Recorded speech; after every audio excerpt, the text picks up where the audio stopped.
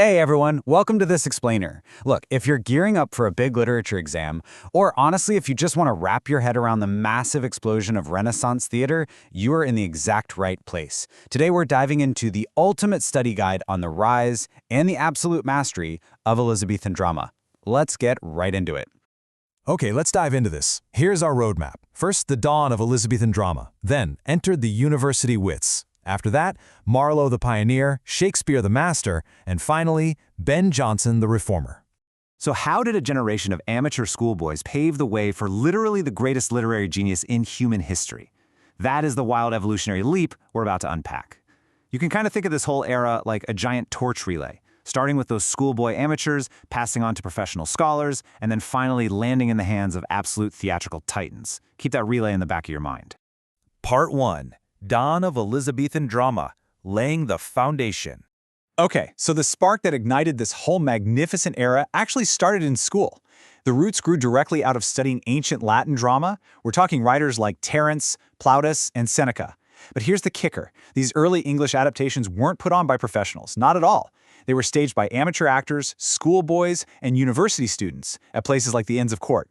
And yet, they'd end up playing for royalty and visiting ambassadors. This is absolutely crucial, because these academic performances expose the educated classes to a much more highly developed kind of drama than they'd ever seen before.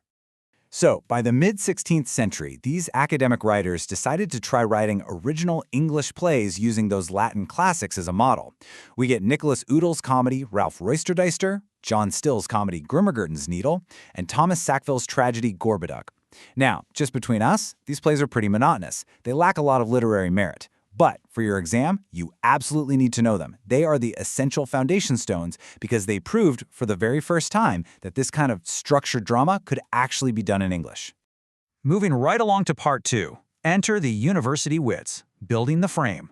Now we pass the torch to a constellation of professional writers who completely revolutionized the stage. One of these key wits was John Lyly. Now, what's really interesting about this is a highly testable vocabulary word he popularized: euphemism. It's basically a literary style defined by extreme, almost over-the-top exaggeration. Lyly used it heavily in his prose for mythological and pastoral plays. It was charming at the time, sure, but definitely bogged down by all that excessive flourish. But Lyly definitely wasn't alone.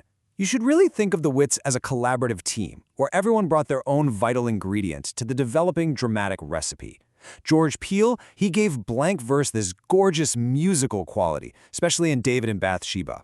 Thomas Kidd brought the wildly popular blood and thunder element, basically a ton of exciting, violent action, in the Spanish tragedy, which finally shattered the boring monotony of those earlier academic plays. And then Robert Greene anchored the whole thing with vigorous, incredibly human characterization. Section 3. Marlowe, the Great Pioneer. If the university wits were a constellation, well, Christopher Marlowe was the blazing sun right in the center. He grabbed that dramatic torch and basically set the whole world on fire. Seriously, if you only remember one thing about Marlowe for your test, memorize these exact contributions. He completely elevated the subject matter by bringing in passionate heroes with an insatiable spirit of adventure. He took that stiff, rigid blank verse and made it incredibly supple and flexible. He gave English drama real coherence, and he lifted the entire art form to a totally new level of dignity, beauty, and poetic glow. A real game changer. His masterpieces literally took the public by storm. In 1587, you have Tamburlaine, where a Scythian shepherd terrorizes the world with just relentless, impetuous force. Then there's Dr. Faustus, the iconic story of a scholar who literally sells his soul to the devil for worldly enjoyment.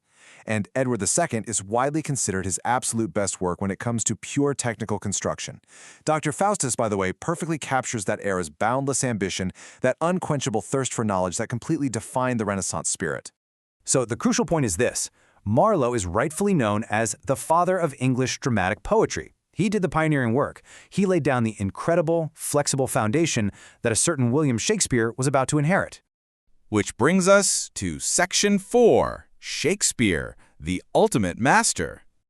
Honestly, it is still a massive enigma to scholars how a poor, uneducated country boy who came to London just to scrape by doing odd jobs turned into the absolute, undisputed genius of literature. To really grasp his achievement, we have to compare him directly to his predecessor. Remember, Marlowe was the pioneer. He brought the force, the passionate heroes, and established flexible blank verse. But Shakespeare was the master. Endowed with this unbelievable creative mind, he brought spontaneous words, tender universality, and he took Marlowe's blank verse and completely perfected its musical quality. Through grinding hard work, literally starting as an actor and tweaking old plays, Shakespeare took Marlowe's raw tools and achieved something completely unparalleled. And the sheer volume of his work? It is staggering. 37 plays written over roughly 24 years, not to mention his 154 sonnets and 2 narrative poems. That's a ridiculous output, and he wasn't just churning them out. His craft was constantly evolving. Let's move along and see how this actually builds over time. From 1577 to 1593, he's in an experimental phase, right? Tinkering with old plays and writing early hits like Romeo and Juliet.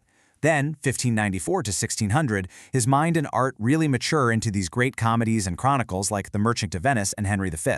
But then, from 1601 to 1608, he hits his artistic peak, but his mood gets incredibly dark. He dives into destructive passions with his greatest tragedies, think Hamlet and Macbeth. Finally, 1608 to 1612, the clouds kind of lift. He transitions to dramatic romances and collaborations like The Tempest, where the tone is gracious, tender, and good finally conquers evil. Because of his unbelievably deep understanding of basically every type of human character, his appeal just never fades. As he wrote in his own Antony and Cleopatra, "Age cannot wither her, nor custom stale her infinite variety." Honestly, that quote applies perfectly to Shakespeare himself. His universality means he doesn't just belong to the Elizabethan era. He belongs to all of us for all time. Finally, Section 5, Ben Jonson, the Reformer. Now, while Shakespeare was imaginative, sympathetic, and highly romantic, and kept his own personality completely hidden behind his works, Ben Jonson was the exact opposite. Jonson was an intellectual, satirical, extremely realistic moralist. He deliberately impressed his object upon the audience. As a really profound classical scholar, Jonson actually pushed back against Shakespeare's cheap romantic effects. He wanted to rein art back in within the strict bounds of reason, common sense, and the classical unities of time, place, and action. To pull this off, he introduced a concept you absolutely must know for your exams: humors. In Jonson's dramatic theory, humors are these peculiar personality traits that completely obsess an individual and dictate everything they do. This idea of a master passion was Jonson's major contribution to dramatic theory, and it became the entire foundation for his brand new, hyper-realistic type of comedy. Running with this theory, he rattled off 4 massive comedic hits. The Alchemist is just a perfectly structured, realistic comedy. Volpone gives us this massive, heroic, satirical study of pure greed. Bartholomew Fair paints a stunningly accurate picture of Elizabethan lowlife. And The Silent Woman offers a slightly lighter take on the comedy of manners. By showing contemporary life so realistically in all of these works, Jonson successfully broke the mold and pushed back against the heavy romantic trends of his peers. We have covered an absolute marathon of theatrical history today. So I want to leave you with this to chew on. If Marlowe built the foundation, Shakespeare painted the masterpiece, and Jonson tried to rewrite the rulebook, whose dramatic legacy shapes the stories we're still telling today? I hope this explainer leaves you feeling totally prepped for your exam and honestly just fired up to read some of these incredible plays for yourself.